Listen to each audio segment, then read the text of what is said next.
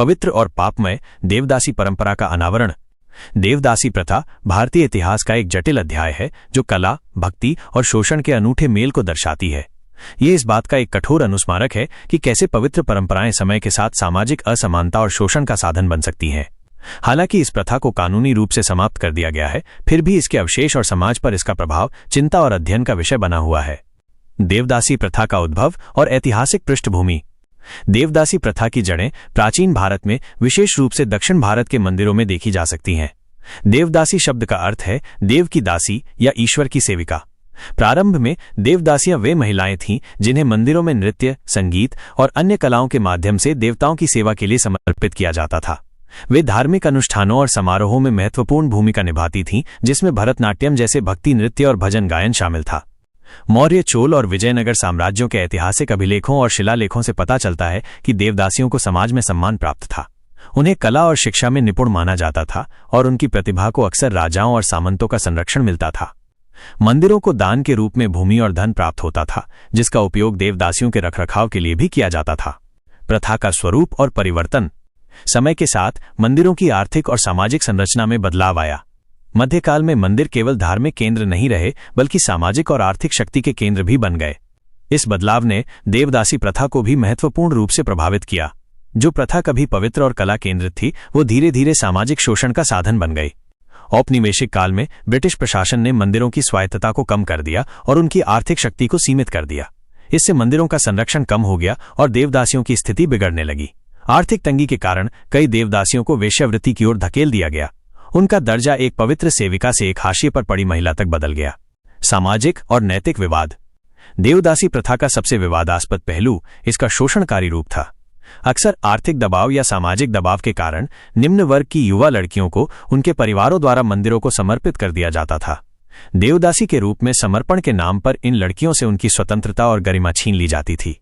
पुजारी, सामंत या प्रभावशाली व्यक्ति अक्सर इन देवदासियों का शारीरिक और मानसिक शोषण करते थे। ये प्रथा, जो कभी कला और भक्ति का प्रतीक थी, धीरे धीरे एक ऐसी व्यवस्था में बदल गई जहां महिलाओं को सामाजिक और यौन शोषण का सामना करना पड़ता था।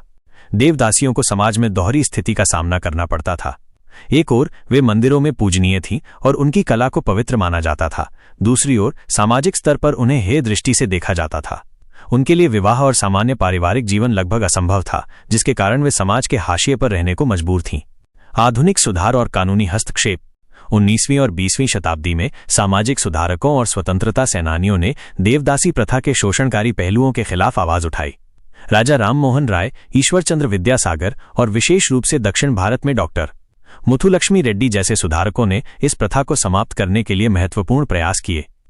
डॉक्टर रेड्डी, जो स्वयं एक देवदासी परिवार से थीं, ने इस प्रथा के खिलाफ कानूनी और सामाजिक जागरूकता अभियान चलाया। 1930 के दशक में मद्रास प्रेसिडेंसी में मद्रास देवदासी रोकथाम अधिनियम 1947 पारित किया गया, जिसने देवदासी प्रथा को गैर कानूनी घोषित कर दिया। इस कानून ने मंदिरों में लड़कियों को समर्पित करने की प्रथा पर रोक लगाई और देवदासियों के पुनर्वास के लिए प्रावधान किए। कर्नाटक और आंध्र प्रदेश जैसे अन्य राज्यों ने भी समान कानून बनाए।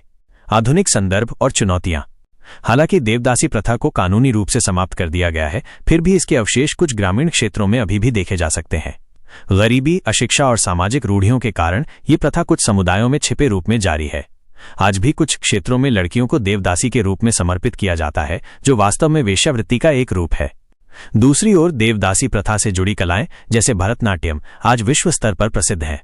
आधुनिक भारत में इन कलाओं को मंदिरों से अलग कर मंच पर लाया गया है और ये अब एक सम्मानित कला रूप है। हालांकि इस प्रक्रिया में देवदासियों के योगदान को अक्सर भुला दिया गया है। निष्कर्ष। देवदासी प्रथा भारतीय इतिहास का एक जटिल अध्याय है जो कला, भक्ति और शोषण के बीच की महीन रेखा को दर्शाता है।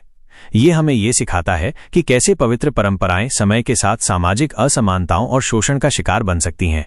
आज इस प्रथा के उन्मूलन के साथ साथ हमें यह सुनिश्चित करना होगा कि इसके अवशेष पूरी तरह समाप्त हों और प्रभावित महिलाओं को सम्मानजनक जीवन और अवसर प्रदान किए जाएं। साथ ही देवदासियों की कला और सांस्कृतिक योगदान को उचित सम्मान देना भी हमारी जिम्मेदारी है। अगर आपको ये वीडियो ज्ञानवर्धक और रोचक लगा तो द रियल स्टोरी को लाइक, शेयर और सब्सक्राइब करना न भूलें। हम आपके लिए ऐसे ही अनसुने और ज्ञानवर्धक कहानियां लाते रहेंगे। देखते रहिए द रियल स्टोरी। और हाँ, इस वीडियो को अपने दोस्तों के साथ शेयर करना बिल्कुल न भूलें ताकि उन्हें भी पता चले कि आप कितने ज्ञानवर्धक वीडियो देखते हैं।